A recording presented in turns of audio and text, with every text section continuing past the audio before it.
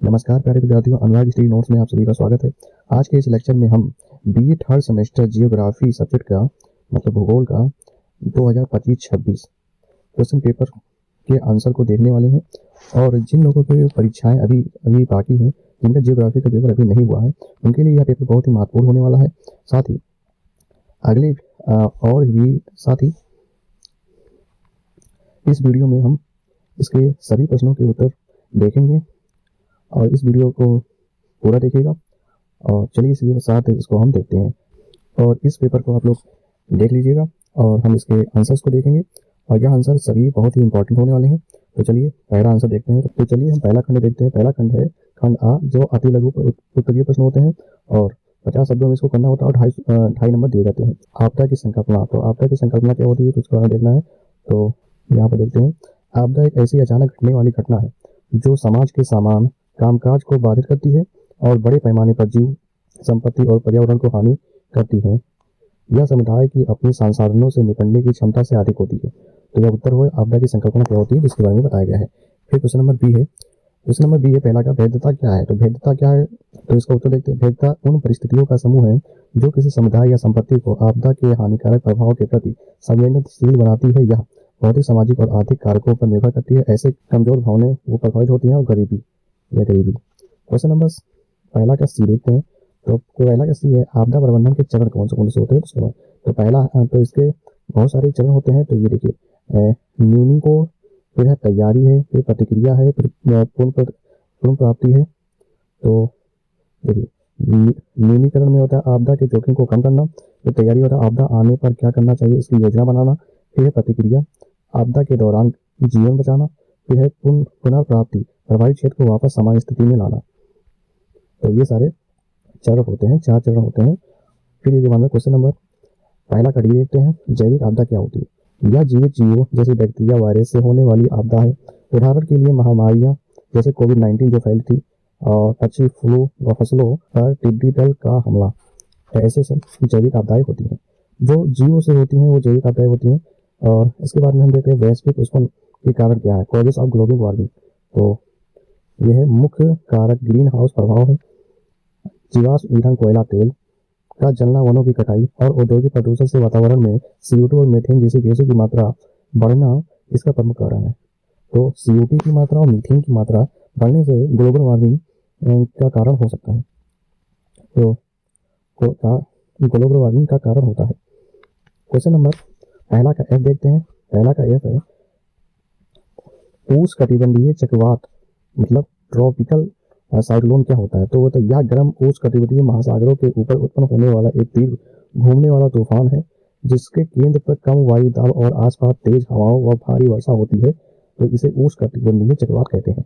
यह क्वेश्चन बहुत ही इंपॉर्टेंट आप लोगों की परीक्षा के लिए होने वाला है, तो इसको आप तैयार कर लीजिएगा। क्वेश्चन नंबर पहला का जी देखते हैं, भूस्खलन। भूस्खलन क्या होता है। वैसे सभी क्वेश्चन बहुत ही इंपॉर्टेंट है, यह भी बहुत इंपॉर्टेंट है। तो गुरुत्वाकर्षण के प्रभाव में चट्टानों, मलबे व मिट्टी की ढलान से नीचे खिसकने की प्रक्रिया को भूस्खलन कहते हैं। यह भारी वर्षा या भूकंप के कारण से हो सकता है। भारी वर्षा और भूकंप के कारण से हो सकता है। तो भूस्खलन आप देख सकते हैं। क्वेश्चन नंबर पहला का एच देखते हैं, मानव जनित आपदाएं। तो मानव जनित आपदाएं क्या होती हैं। ऐसी आपदाएं जो मानव लापरवाही, त्रुटि या इरादे से उत्पन्न होती हैं, जैसे रासायनिक रिसाव, भोपाल गैस त्रासदी आप लोगों ने सुना ही होगा, परमाणु दुर्घटनाएं जैसे जापान में पाया गया था। फिर होता है आगजनी मतलब आग से जो मानव द्वारा होती हैं, घटित होती हैं, उसे मानव जनित आपदाएं कहते हैं। तो यह भी क्वेश्चन बहुत ही इंपॉर्टेंट होने वाला है। क्वेश्चन नंबर पहला का आई देखते हैं। यह सभी क्वेश्चन आप लोगों के ऊपर दिए गए प्रश्न पत्र में दिया हुआ है। तो सूखा क्या है। तो सूखा क्या है, जब किसी क्षेत्र में लंबे समय तक वर्षा नहीं होती है, जिसमें पानी की भारी कमी हो जाती है और कृषि व पारिस्थितिकी पर बुरा प्रभाव पड़ता है, तो उसे सूखा कहते हैं। तो सूखा आप लोग बना करके लिख दीजिए, ये तो सामान्य चीजें हैं। तो क्वेश्चन नंबर पहला का जो देखते हैं जिसमें 10 प्रश्न आते हैं। क्वेश्चन नंबर पहले में 10 प्रश्न आते हैं और 2.5 नंबर के होते हैं, 50 शब्दों में करना होता है। तो ये आखिरी क्वेश्चन है। तो क्वेश्चन नंबर 1 का जे आगे, पर्यावरण के संगठन। तो पर्यावरण के संगठन क्या होते हैं, component of environments. Component of environment, पर्यावरण के 2 मुख्य घटक होते हैं, अजैविक घटक और जैविक घटक, एबायोटिक एंड बायोटिक। तो जैसे वायु, जल, मिट्टी, प्रकाश, ये सब अजैविक घटक हैं। और जैविक घटक में आते हैं पशु, पौधे, मनुष्य, सूक्ष्म, ये सब जैविक घटक आते हैं। मतलब जिसमें जीवन होता है उसे जैविक कहते हैं, जिसमें जीवन नहीं होता उसे अजैविक कहते हैं। तो फिर दूसरा क्वेश्चन देखते हैं। क्वेश्चन नंबर पहला कंप्लीट होगा। दूसरा क्वेश्चन है चरम घटना, आपदा एवं प्रकोप। इन सभी को 250 शब्दों में करना है और इसके लिए आपको 7.5 नंबर दिए जाएंगे। ये शॉर्ट क्वेश्चन है, मतलब वो जो 1 नंबर का था वो अति लघु था और ये लघु क्वेश्चन है, लघु प्रश्न है। तो इसका आंसर देखते हैं। इसका आंसर पहला है चरम घटना, एक्सट्रीम इवेंट। तो यह एक ऐसी प्राकृतिक घटना है जो अपनी तीव्रता या परिणाम मैग्नीट्यूड के सामान्य से बहुत अधिक होती है। यह सांख्यिकीय रूप से दुर्बल होती है और इसके मुख्य बिंदु दिए गए हैं। इसका ध्यान केवल घटना की भौतिक शक्ति पर होता है। उदाहरण के लिए किसी निर्जल रेगिस्तान में भारी बारिश होना या समुद्र के बीचों बीच एक बहुत शक्तिशाली भूकंप आना जहां कोई आबादी न हो स्थिति। जब तक यह घटना मानव जीवन को प्रभावित नहीं करती है, इसे केवल एक चरम प्राकृतिक घटना कहते हैं। ऐसी घटनाएं जो मानव को प्रभावित नहीं करते हैं उसे चरम घटनाएं कहते हैं, जो प्राकृतिक रूप से होती हैं, एक्सट्रीम इवेंट। फिर दूसरा दिया गया है प्रकोप, हेड चार्ट। तो प्रकोप क्या है? तो प्रकोप वह स्थिति या घटना है जिसमें जान माल संपत्ति या पर्यावरण को नुकसान पहुंचाने की क्षमता होती है। मुख्य बिंदु होते हैं, यह संभावित खतरे को दर्शाती है। यह तब उत्पन्न होती है जब कोई प्राकृतिक घटनाएं मानवीय बस्तियों के करीब होती है। उदाहरण के लिए एक सक्रिय ज्वालामुखी के पास शहर का होना। यदि ज्वालामुखी शांत भी है तब भी वह एक प्रकोप है, क्योंकि उससे फटने का डर हमेशा बना रहता है। ज्वालामुखी का फटने का डर बना रहता है, इसीलिए उसे प्रकोप की श्रेणी में रखते हैं। तो तर्क भी दिया गया। तर्क मतलब प्रकोप इज इक्वल टू चरम घटना प्लस मानव संपत्ति की निकटता। तो मानव संपत्ति की निकटता और चरम घटना इज इक्वल टू प्रकोप होता है। तो तीसरा है आपदा। आपदा क्या है? डिजास्टर। जब कोई प्रकोप वास्तव में घटित होता है, वह बड़े पैमाने पर जीवन और संपत्ति का विनाश करता है, तो उसे आपदा कहते हैं। आपदा तब होती है जब समाज उस नुकसान को सहने में असमर्थ हो जाता है और इसके मुख्य बिंदु दिए गए हैं। मुख्य बिंदु यह घटना के विनाशकारी प्रभाव को दर्शाता है। उदाहरण के लिए यदि ज्वालामुखी फटता है तो शहर को नष्ट कर देता है, तो वह आपदा बन जाता है। सूत्र इसका होता है तो hazard into vulnerability by capacity. तो इसका फार्मूला दिया गया, इसका फार्मूला है। तो तीसरा क्वेश्चन देखते हैं। तीसरा क्वेश्चन है आपदा तथा उसके प्रकार। आपदा के बारे में बताना है, उसके प्रकार के बारे में बताना है। या कि पिछले वाले क्वेश्चन से मतलब थोड़ा सा मैच खाता है। तो उत्तर देखते हैं इसका। आपदा एक ऐसी अचानक होने वाली विनाशकारी घटना है जो किसी क्षेत्र के संसाधनों को इस हद तक नष्ट कर देती है कि स्थानीय समाज उससे अकेले नहीं निपट सकता। जो आपदाओं के मुख्य प्रकार जैसे प्राकृतिक आपदा है। ये प्राकृतिक आपदाएं शक्तियों द्वारा होती हैं और इन पर मानव का नियंत्रण कम होता है, जैसे भूगर्भीय भूकंप, सुनामी, ज्वालामुखी, भूस्खलन। जलवायु जैसे बाढ़, सूखा, चक्रवात, लू और क्या है ओलावृष्टि। तो दूसरा है मानव निर्मित आपदाएं। तो मानवीय लापरवाही व तकनीकी विफलता के कारण होती है, जैसे जैविक, रासायनिक और सामाजिक, जैसे कोविड-19 और जैविक हथियार, रासायनिक औद्योगिक गैस रिसाव, भोपाल गैस क्रांति, परमाणु विस्फोट, सामाजिक युद्ध, दंगे और का आगजनी, ये सब हमारी मानव निर्मित आपदाएं होती हैं। तो यह क्वेश्चन कंप्लीट होता है। क्वेश्चन नंबर चौथा को देखते हैं। सतत पोषणीय विकास की संकल्पना क्या है? तो concept of sustainability development. Question number 4 को देखते हैं। इसका उत्तर देखते हैं। सतत पोषणीय विकास का अर्थ विकास की ऐसी प्रक्रिया जिसमें वर्तमान पीढ़ी की आवश्यकताओं को इस प्रकार पूरा किया जाए कि भविष्य की पीढ़ियों की आवश्यकताओं से कोई समझौता न हो, तो उसे सतत पोषणीय विकास कहते हैं। तो जैसे ये डायग्राम देख सकते हैं आप लोग, डायग्राम दिया गया है, आप लोग इस डायग्राम को समझ सकते हैं और इसके साथ ही मुख्य बिंदु दिए गए हैं। संसाधनों का संरक्षण, जैसे कोयला, पेट्रोलियम, अनवीकरणीय संसाधनों का सीमित उपयोग। फिर है पारिस्थितिक संतुलन, विकास के साथ पर्यावरण, पेड़, जीव जंतु को बचाना। तो सामाजिक समानता, विकास का लाभ समाज के हर वर्ग तक पहुंचे। फिर है प्रदूषण नियंत्रण, नवीनीकरण ऊर्जा, सौर ऊर्जा, पवन ऊर्जा को बढ़ावा देना। ये सब हमारे मुख्य बिंदु हैं सतत पोषणीय विकास में। और इसके साथ क्वेश्चन नंबर 5 को देखते हैं। क्वेश्चन नंबर 5 है वैश्विक उष्मन के कारण क्या? ये देख सकते हैं, ये लघु में आ गया, ये अति लघु और लघु, ये मतलब मोस्ट इंपॉर्टेंट है। इसका उत्तर देखते हैं। पृथ्वी के वायुमंडल के औसत तापमान में होने वाली क्रमिक वृद्धि ग्लोबल वार्मिंग कहते हैं। इसके मुख्य कारण निम्नलिखित हैं, जैसे ग्रीन हाउस गैसों की वृद्धि, जीवाश्म ईंधन, पेट्रोल, कोयला के जलने से CO2, मीथेन, N2O जैसे गैसों का स्तर बढ़ रहा है जो गर्मी को सोख लेता है। फिर है दूसरा कारण है वनों की कटाई। पेड़ CO2 सोखते हैं, पेड़ पेड़ों के कम होने से वायुमंडल में कार्बन डाइऑक्साइड की मात्रा बढ़ गई। तो पेड़ की कटाई के कारण कार्बन डाइऑक्साइड की मात्रा बढ़ जाती है जिसके कारण ग्लोबल वार्मिंग होता है। फिर है औद्योगिकरण। कारखानों और रेफ्रिजरेटर एसी से निकलने वाली CFC क्लोरोफ्लोरोकार्बन कहते हैं ओजोन परत को नुकसान पहुंचाती है और तापमान बढ़ाती है। जो फ्रिज व एसी में जो गैस होता है जिसे CFC कहते हैं, इससे भी ओजोन परत को नुकसान होता है जिससे तापमान बढ़ता है। कृषि व पशुपालन में धान की खेती व मवेशियों से निकलने वाली मीथेन गैस गर्मी बढ़ाने की बड़ी भूमिका निभाती है। चौथा भी कारण होता है कि आप लोग देख सकते हैं ग्रीन हाउस इफेक्ट कैसे होता है। जब सूरज की गर्मी जो आती है पृथ्वी से, तो ग्रीन हाउस इफेक्ट के कारण ये जो गर्मी है वो बाहर नहीं जा पाती है। क्वेश्चन नंबर 6 को देखते हैं। क्वेश्चन नंबर 6 दिया है, भारत में बाढ़ प्रभावित क्षेत्र, floods prone areas of India. बाढ़ प्रभावित क्षेत्र कौन कौन से हैं? तो उत्तर दिया गया है, भारत में लगभग 12% भौगोलिक क्षेत्र करीब 40 मिलियन हेक्टेयर पर बाढ़ का खतरा रहता है। मुख्य क्षेत्र हैं ब्रह्मपुत्र बेनिस, गंगा बेनिस, मध्य दक्षिण भारत, तटीय क्षेत्र। तो ब्रह्मपुत्र बेनिस में असम व पूर्वोत्तर भारत जहां भारी वर्षा के कारण हर साल विनाशकारी बाढ़ आता है। फिर गंगा बेनिस पूर्वी उत्तर प्रदेश, बिहार, पश्चिम बंगाल कोसी नदी को बिहार का शोक कहा जाता है। फिर मध्य प्रदेश व दक्षिण भारत, उड़ीसा की महानदी, आंध्र प्रदेश की गोदावरी और कृष्णा नदियों के डेल्टा क्षेत्र। फिर तटीय आते हैं, चक्रवात के कारण उड़ीसा, गुजरात, आंध्र प्रदेश के तटों पर बाढ़ आती है। तो ये सभी भारत के बाढ़ प्रभावित क्षेत्र हैं जो 12% आते हैं, में आते हैं। क्वेश्चन नंबर 7 को देखते हैं। क्वेश्चन नंबर 7 दिया गया है, भारत में भूकंप प्रकोप, अर्थक्वेक हैजार्ड इन इंडिया। उत्तर भारत में लगभग 59% हिस्सा भूकंप के प्रति संवेदनशील है। भारतीय मानक ब्यूरो BIS ने इसे 4 जोनों में बांटा है। तो पहला जोन है जोन 5, अति उच्च जोखिम। उत्तर पूर्वी भारत, हिमाचल प्रदेश का हिस्सा, उत्तराखंड, कच्छ का रण, गुजरात व उत्तर बिहार, ये सभी जोन 5 में आते हैं। जोन 4 में आते हैं उच्च जोखिम वाले, जैसे दिल्ली, उत्तर प्रदेश के उत्तरी हिस्से, बिहार और पश्चिम बंगाल आते हैं। जोन 3 में मध्य जैसे केरल, गोवा, लक्षद्वीप और उत्तर भारत के शेष भाग आते हैं। और जोन 2 में आते हैं कम जोखिम वाले, जैसे प्रायद्वीपीय भारत का अधिकांश हिस्सा।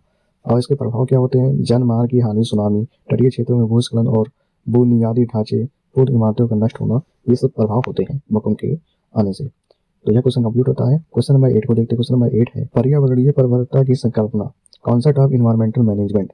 तो क्या होता है, इसका उत्तर देखते हैं। पर्यावरण प्रबंधन एक ऐसी रणनीति है जिसके माध्यम से हम पर्यावरण पर मानव के हानिकारक प्रभाव को कम कर सकते हैं और संसाधनों का सही प्रबंधन कर सकते हैं। तो इसके मुख्य उद्देश्य कौन कौन से हैं, इसको समझते हैं। प्रदूषण रोकथाम, अपशिष्ट प्रबंधन AIA जिसे कहते हैं पर्यावरणीय प्रभाव आकलन। तो जलवायु और मृदा प्रदूषण को कम करने के लिए कड़े नियम बनाना। और फिर अपशिष्ट प्रबंधन में कचरे और पुनर्चक्रण करना, मतलब रिसाइक्लिंग करना। फिर AIA पर्यावरणीय प्रभाव आकलन, किसी भी बड़े प्रोजेक्ट को शुरू करने से पहले उसके पर्यावरण पर असर की जांच करना। फिर आखिर दिया गया है जन जागरूकता, लोगों को पर्यावरण के महत्व के बारे में शिक्षित करना चाहिए। तो यही है हमारा पर्यावरणीय प्रबंधन की संकल्पना। तो क्वेश्चन नंबर 9 को देखते हैं। क्वेश्चन नंबर 9 है, पारिस्थितिक तंत्र की संकल्पना, संगठन, ऊर्जा निवेश, पोषण स्तर, खाद्य श्रृंखला पर चर्चा करते हुए उक्त क्रियाविधि का विस्तार से वर्णन कीजिए। तो सबसे पहले पारिस्थितिक तंत्र को देखते हैं। यह एक प्राकृतिक इकाई है जहां जीवित जीव, पौधे, जानवर, सूक्ष्म जो अपने भौतिक पर्यावरण, मिट्टी, जल, वायु के साथ परस्पर क्रिया करते हैं। और इसके संगठन देखते हैं, कंपोनेंट्स। इसके 2 मुख्य संगठन होते हैं, जैविक, अजैविक। जिसके पढ़ चुके हैं, जैसे इसमें जैविक में पेड़ पौधे, उपभोक्ता जीव जंतु, अपघटन, कवक, बैक्टीरिया। और जैविक में सूर्य का प्रकाश, तापमान, वर्षा, मिट्टी और खनिज आते हैं। ऊर्जा निवेश देखते हैं। ऊर्जा निवेश में पारिस्थितिक तंत्र में ऊर्जा का मुख्य स्रोत सूर्य है। ऊर्जा हमेशा एक दिशा में प्रभावित होता है, जैसे सूर्य से उत्पादक को मिलता है, उत्पादक से उपभोक्ता को मिलता है। ऊर्जा प्रभाव के दौरान हर स्तर पर ऊर्जा का ह्रास होता है और 10% इसका नियम होता है। पोषण स्तर, ट्रॉपिक लेवल देखते हैं। ऊर्जा के प्रभाव के विभिन्न चरणों को पोषण स्तर कहते हैं, जिसमें T1, T2, T3 आते हैं। T1 में हमारे उत्पादक आते हैं, T2 में आते हैं प्राथमिक उपभोक्ता, T3 में आते हैं द्वितीयक उपभोक्ता। प्राथमिक उपभोक्ता होते हैं शाकाहारी और द्वितीयक उपभोक्ता होते हैं मांसाहारी। फिर देते हैं इसकी खाद्य श्रृंखला, फूड चेन के बारे में। जीव की वह श्रृंखला जिसमें एक जीव दूसरे को खाता है, जैसे घास, हिरण और शेर। घास को हिरण खाता है, हिरण को शेर खाता है। तो इसी के साथ यह क्वेश्चन खत्म होता है पारिस्थितिकी तंत्र। यह भी क्वेश्चन आप लोगों को परीक्षा के लिए बहुत ही महत्वपूर्ण होने वाला है, तो इसको आप तैयार कर लीजिएगा। क्वेश्चन नंबर 10 को देखते हैं, प्राकृतिक आपदा का वर्गीकरण प्रस्तुत कीजिए। तो इसका उत्तर देखते हैं, प्राकृतिक आपदाओं को उनकी उत्पत्ति के आधार पर मुख्य रूप से निम्न श्रेणियों में बांटा जा सकता है। तो पहला है भूगर्भीय, दूसरा है जल मौसम संबंधी, तीसरा है जैविक, चौथा है आकाशीय। तो पहला है भूगर्भीय, इसके बारे में देखते हैं जियोलॉजिकल। पृथ्वी के आंतरिक खांचा से उत्पन्न उदाहरण भूकंप, सुनामी, ज्वालामुखी और ज्वालामुखी विस्फोट, भूस्खलन, ये सब भूगर्भीय होते हैं। दूसरा है जल मौसम संबंधी, जिसे कहते हैं हाइड्रोमेट्रोलॉजिकल।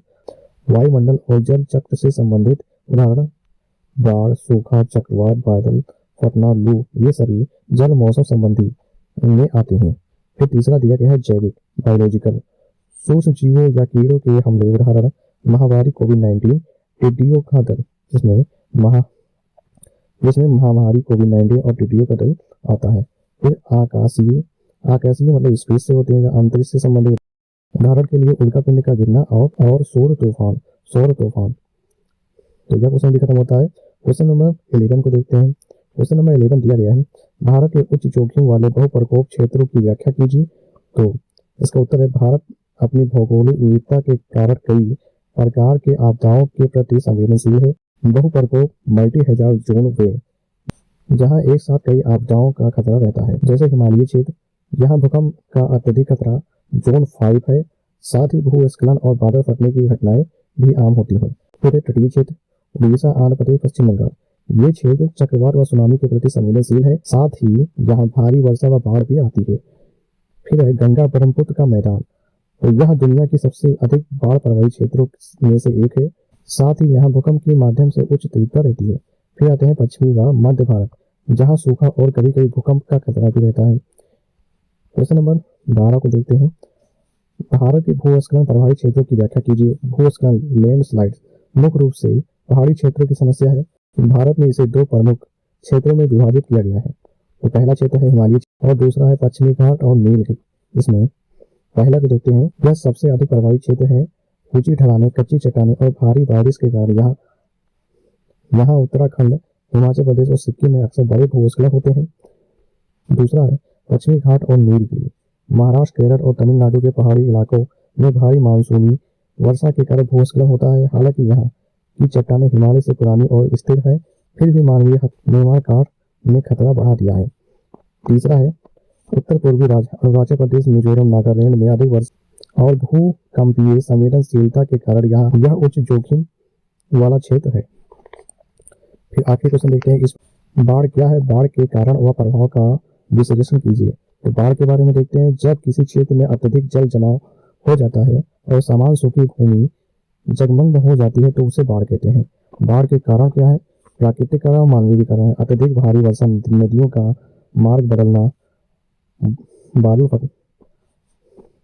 बादल फटना और तटीय क्षेत्रों में चक्रवात। मानवीय होता है वनों की कटाई, शहरीकरण, नालियों का अवरुद्ध होना, बांधों का टूटना, नदियों के किनारों पर अतिक्रमण,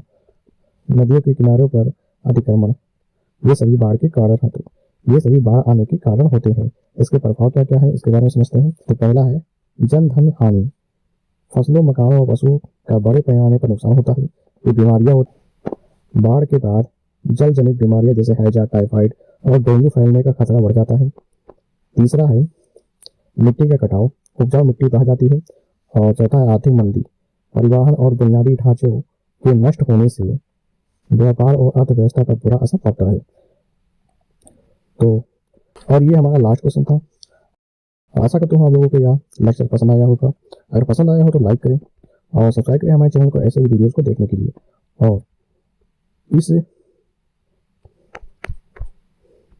और इस क्वेश्चन पेपर को आप लोग तैयार कर लीजिएगा। बहुत ही इंपॉर्टेंट क्वेश्चन पेपर होने वाला है। इस क्वेश्चन पेपर से आप लोगों की परीक्षा में बहुत सारे प्रश्न फंस सकते हैं। जैसा कि आप लोगों ने देखा ही होगा, बहुत सारे क्वेश्चन रिपीट हुए थे लॉन्ग में और शॉर्ट में। तो इंस्ट्रक्शन दिया गया है, पहला में 10 क्वेश्चन दिए गए थे, जिसमें से 10 के 10 करने थे। दूसरे अटेम्प्ट में हमें 4 करने थे और तीसरे में हमारे 2 करने थे। तो इसी प्रकार दिया गया है। तो इसी के साथ वीडियो को अंत करते हैं। धन्यवाद।